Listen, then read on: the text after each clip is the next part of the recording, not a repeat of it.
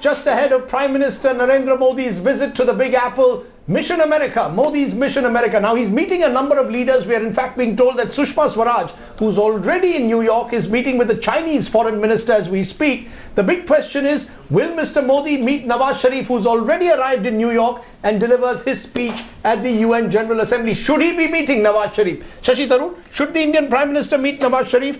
Or will that detract from the focus of the visit, which is a feel-good visit reaching out to America? Exactly. A, it'll distract from the focus of the visit. B, it'll send a confused signal about the earlier cancellation. C, it'll raise the question of whether this is an adequately prepared visit, whether there are any clear objectives. I think that we should now reserve another summit-level interaction for more propitious circumstances, and Mr. Modi has enough world leaders who need his time. He's apparently got 50 engagements already. He doesn't need a 51st. So he doesn't need the Prime Minister of Pakistan, unlike Manmohan Singh, who met him last year here in New York. But Siddharth Nath Singh, do you believe that Mr. Modi should use this visit to focus on America for once and not worry about Pakistan? I think that's exactly what's happening. There is no meeting slated with Nawaz Sharif, and definitely the focus is the American businessmen developing a relationship with Obama and then taking things forward, be it on terrorism, maritime security, and definitely. Does Mr. Modi still carry the hurt of not having got a visa from the Americans for 10 years? So. Do you believe somewhere there's a deep sense of hurt? I don't think so. You don't think so? Because informally also he has said that these small things for individuals, they may matter, but not for the country, and we all need to move forward. Shouldn't raise it at all in this visit. Keep it away. No. That's all. It's all in the past. That's all history now, and in fact, it will be awkward for him to raise it. Why should he raise it? If anything, they might want to say something about it, but I don't think they will. I think that's history now. Look, this is the week of Mangalyaan. We are on top of the world. We are in Mars. We have made it in India, by the way, Mangalyaan, and we should be doing more Make in India and revealing India to the world. It's a great accomplishment of India, not of any particular party or government, of India. Unlike what the good story the good story the PM can sell. Okay, a good story that India can sell is Mangalayam. There's much to celebrate this week in India, and Rahul, I believe at Columbia University, the mood among the Indian students reflects this sort of upbeat, positive mood, a feel-good factor there in Columbia University among the Indian students. Yes, Rajdeep, we were at the engineering school at Columbia University last evening, and I experienced something quite unbelievable. Several of these students, and remember, generations of Indian students have come, studied in America, settled over here, and really helped build and shape the American economy. These students said that when they came to India a couple of years ago, they came to America a couple of years ago, they wanted to stay here, live here, work here. But now that Modi is talking about Make in India, they feel inspired, and in fact, they want to come back and work in India. They want to get their hands dirty and start making in India. And that's really quite remarkable, because most of them are very career-minded, very focused, very ambitious, very financially driven, and they believe that the honeypot is in India, and they want to go and suck the nectar, and they want to be a part of the India story. Here's our open house shot at the renowned Columbia University in New York. Huge amount of interest amongst the Indian American community out in the street. But currently we're at a classroom at one of the world's best universities. This is Columbia University, the engineering school, and we've got a whole bunch of students and professors with us. Let's find out what these students, some of the sharpest minds studying and teaching at Columbia, make of Prime Minister Modi's first big visit to the United States. Thank you all so much for joining us at Columbia University and allowing us into your classroom. Really appreciate this. I want to begin by asking, how many of you will be attending Prime Minister Modi's public event at Madison Square Garden? Wow. Is there anyone who's not going? That's pretty much the entire classroom. Just a handful of people not going, but about 80–90% of this classroom going for the Madison Square Garden event. Why is it that you're excited, and why is it that you want to take time out of your classrooms and go and see what the Prime Minister is saying? I've only heard about how charismatic he is, what a resonant speaker he is, and how he inspires masses. I think this will be the first time I'll actually be part of one of his amazing speeches. So I'm really, really excited. Have you followed the Prime... If you all could just give me a quick introduction about who you are, where you study, which class. Have you followed the Prime Minister's political journey, and why is it that you want to be at Madison Square Garden when he speaks? Hi, I'm Beena. I'm an urban design student here. I'm really amazed by his 100 smart cities plan, and I think I'm going to go there to hear more about it.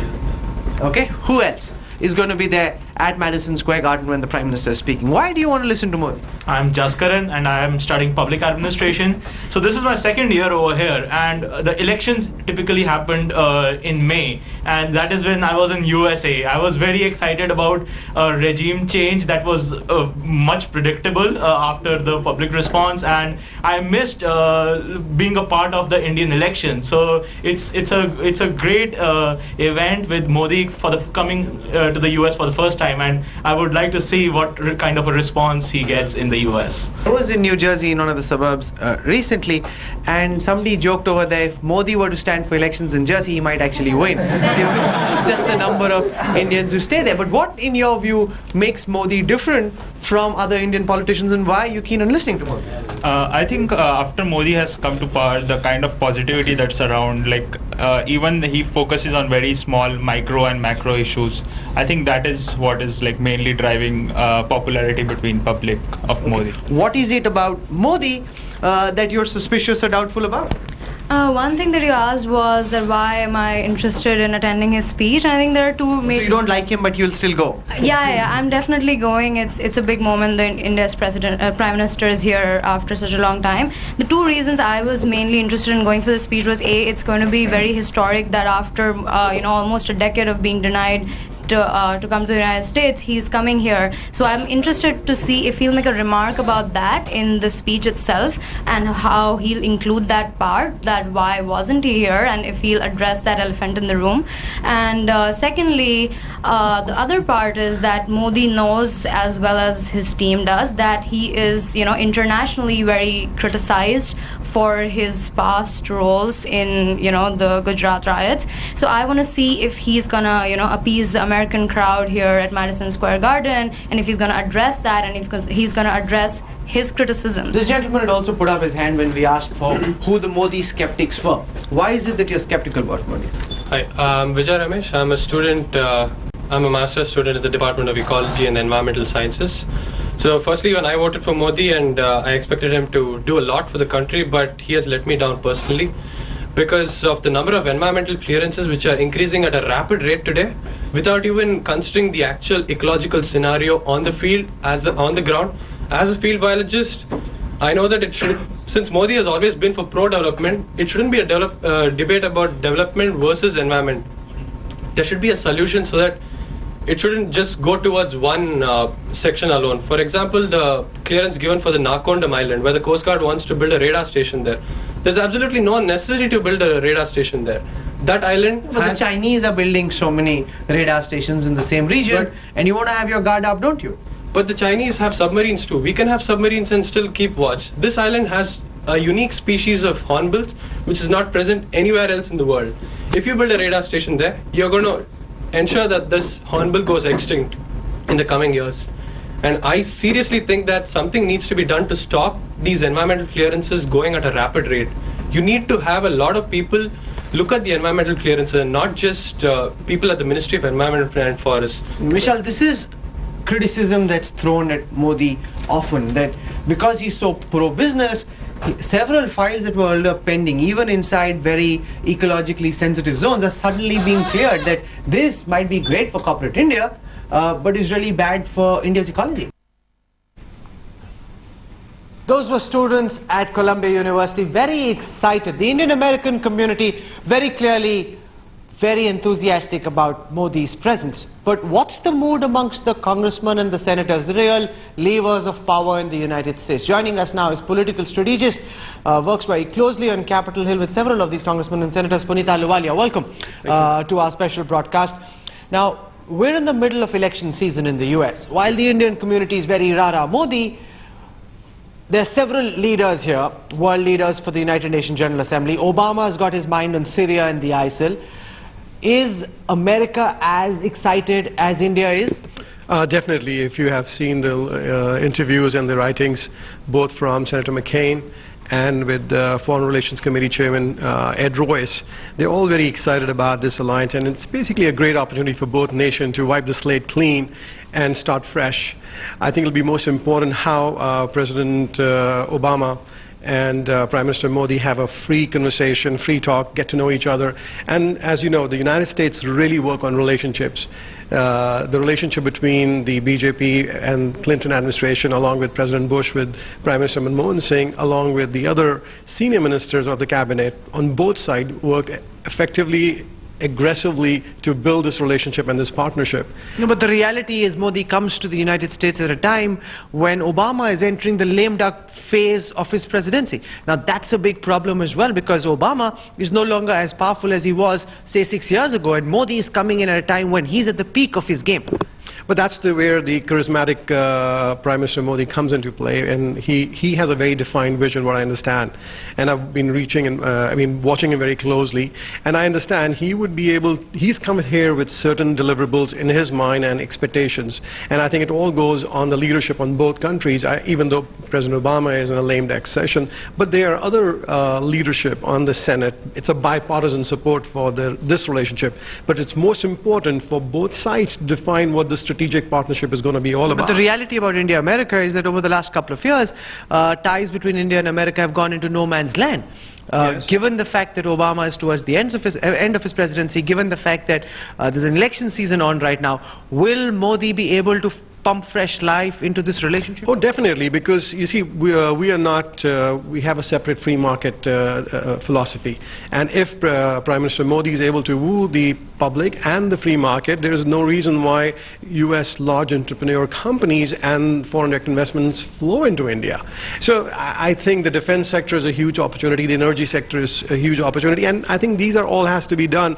It all depends on how Prime Minister Modi and President Obama are able to find tangible discussion. But more important is that synergy has to be built. Okay, let me also bring in headlines today's Strategic Affairs editor Gaurav Sawant, who's been speaking to sources in the Prime Minister's office on the message that Modi carries to Washington, because on the one side you've got the optics of Madison Square Garden, his speech at the UNGA, but the real business part of this relationship will be in Washington. What will Modi tell Obama? What do you know? From what my sources are telling me, there are two very important aspects to this visit. The first is Prime Minister Modi interacting with business heads and CEOs in New York. He's meeting 17 CEOs, and that's big business that he's talking about. So Prime Minister Modi brings in wants big business to come to India, invest in India, and the message that he carries to them is whatever money you make in the US, you get your returns, let's say in 10 years, invest that money in India, you will get your returns in 2 years. So that big business, clean energy, defense, technology that's been denied so far, that's one part of the story. When he goes to Washington, D.C., it's the biggest and the oldest democracies of the world working together for the betterment of the world, India reclaiming its place in the world, and that's where that critical technology that was denied to India in the past, you know, Obama and Modi come together to chart out a new course for the future. Okay, this is interesting. It's big and it's exciting. Now, what remains to be seen is how much of this intent can translate into action. What we'll do now is play out excerpts from an exclusive interview I did with the first Miss America of Indian origin, Nina Davuluri. I caught up with her near Times Square. She's going to be the master of ceremonies for the big event at the Madison Square Garden. She's an American icon. She won just last year, hugely popular, especially amongst the Indian American community. Because of their dark skin, they haven't ever had the sort of prominence that they do now, thanks to Nina Davuluri, who's really taken India America and Indian American girls and Indian American youngsters from the periphery to the center stage of American society. She's super excited about being on the same stage as President Modi. So here is Nina Davuluri, first Miss America of Indian origin, speaking exclusively to Headlines Today. Nina Davuluri is a Miss America and is very popular here with the Indian American community. You're going to be the MC for this program. Why did you decide to sign up and are you excited? Well, I didn't sign up. I was very honored to actually be asked to do this, and I'm just so honored because I think this really goes to show the strengthening of the ties between the U.S. and India, and I'm really proud to represent both sides. In some senses, this is being thought of as a coming out party for the Indian American community, as one of the more prominent faces of the Indian American community. What does Prime Minister Modi's event at Madison Square Garden mean to you? Well, I think this is the first time that such a reception is even being held. And the fact that it's sold out at Madison Square Garden, the fact that there are, you know, hundreds of college students on campuses hosting events at their venues for watch parties for this, I think it really goes to show how well he's being received. Do you follow any Indian politics at all? What do you make of Narendra Modi and and his achievement coming from a railway station selling tea to being the Prime Minister of the world's largest democracy? I think in some sense it's also that spirit of the American dream that, you know, I know for myself is that many of us come to this country in hopes of that American dream and that American spirit, that regardless of your race, your gender, your socioeconomic status, that anyone can become what they want to be. And I think he is a testament to that, and I think a lot of people resonate with that, especially my generation and younger and even older.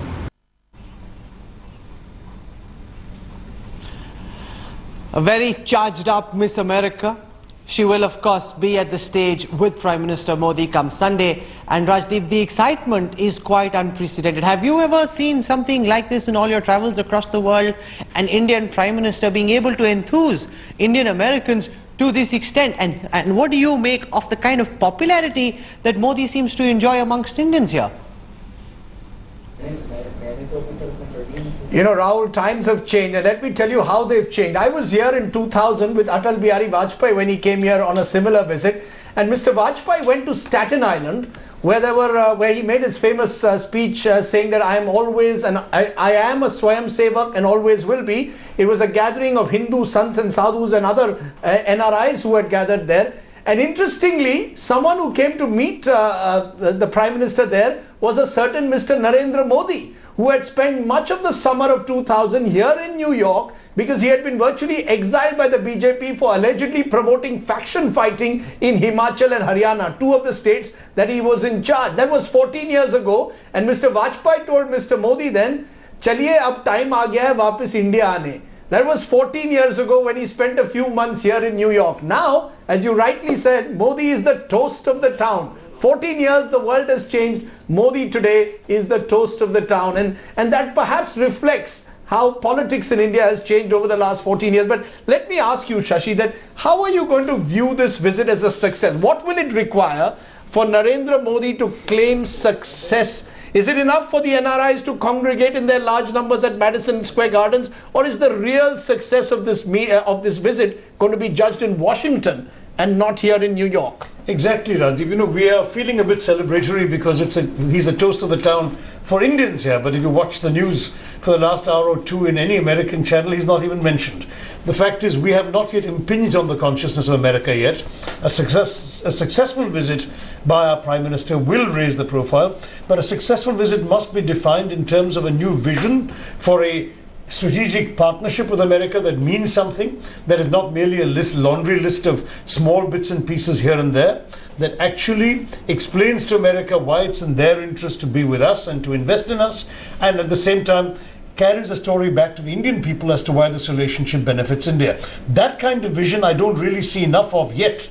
But we haven't yet heard from the Prime Minister in Washington and New York, so perhaps it will come. So the performance at Madison Square Gardens won't make the front page of the New York Times. That's what you're saying. Well, it may make... It'll be all over the Indian papers, all over the Indian channels, but at the end of the day, it will require something more to impinge the American consciousness, is it? Right. Well, look, it's an unusual event. I'm sure they'll pay attention to the fact that here you have a foreign Prime Minister commanding an audience of 20,000 people in New York. That's obviously an impressive thing. But the truth is that this is not what the relationship's about. It's a great thing for Mr. Modi. It's a great thing for the Indian community here. But there's got to be something substantive in Washington that will make the Indo-US relationship substantive. Rajdeep, certainly the way his visit is and the Madison Square, his public rally, he is certainly a rock star here in America, and you speak to anyone, a lot of people know what's happening. He's a rock star with Indians in America. Well, maybe you haven't interacted, I haven't interacted with many, but what I understand, when I checked into the hotel, he looked at me and said, "Oh, you're here for Modi's visit," and that wasn't certainly an Indian. So you believe Modi can make it to the front page of the New York Times? I mean, that's critical. You see, you've got to start making the front page of the New York Times. He will. And let me also add, the big takeaway will be the areas where US and India converge together. It's not necessarily that those ticklish things needs to be sorted out, but the convergence can be on many things. One, terrorism on a larger canvas. Second, there will be an aspiring or aggressive, I would say, Asian neighborhood. Then third is the maritime security, and the fourth is always going to be economics play a major role between India and US. and US will not get any better opportunity but under Narendra Modi to do business in India, because he has a good track record, and I'm sure he's going to work towards it so that he eases the business and he's got, as Rahul just showed, the first Miss America of Indian origin doing the emceeing at the function. Shashi Tharoor, you're at the wrong spot. It didn't happen when your Prime Minister was there. I couldn't imagine her being an MC, and I couldn't imagine Manmohan Singh being at Madison Square Garden in the first place. No, there's a shift. Manmohan Singh actually did have a reception at Madison Square Garden, but in a smaller portion of the arena, and there hadn't yet been an Indian Miss America, so she couldn't have emceed for Manmohan Singh. However, having said that, it's good that, you know, this is if something that will help increase the visibility and profile of the visit of our Prime Minister and of this wonderful Indian American lady. I'm happy for all of them. But let me ask you in conclusion, the Indian Americans in general, or the NRIs, you know, do you believe this is, just as it is a coming out party for Mr. Modi in a way, it's also a coming of age for them? That they, you know, for much too long, they've been they've felt at the margins in a sense of American society. Yes, you've got your doctors, but they've never really been fully acknowledged. Do you believe that's important for an Indian Prime Minister to do? And that's to the credit of Mr. Modi again. I don't buy that at all, right? You don't buy it at all? First of all, they've been extremely influential not only in American society, but in American politics. We've got 2 governors of Indian American origin. We've had a congressman of Indian American origin. We've got Indians coming out of the years of everybody in the administration in half a dozen extremely senior positions at a relatively young age, all of them. So I think that there is no question that you can imply that Indian Americans haven't arrived. They've arrived for the last 2 decades. Okay, so they arrived well before Narendra Modi arrives here in New York. But Mr. Modi, no, I've run completely out of time, Siddharth. Siddharth Nath Singh, Shashi Tharoor from a rather cool late autumn morning here in New York. It's been great here. And Rahul, you've been out there and you get the best job because you get to interview Miss America, while I get to interview Shashi Tharoor and Siddharth Nath Singh. Such are the ways of the world. Thank you all very much for watching this special on Headlines today. Modi's Mission America. We'll have plenty more in the days ahead as Mr. Modi finally arrives here more than a decade since his last visit.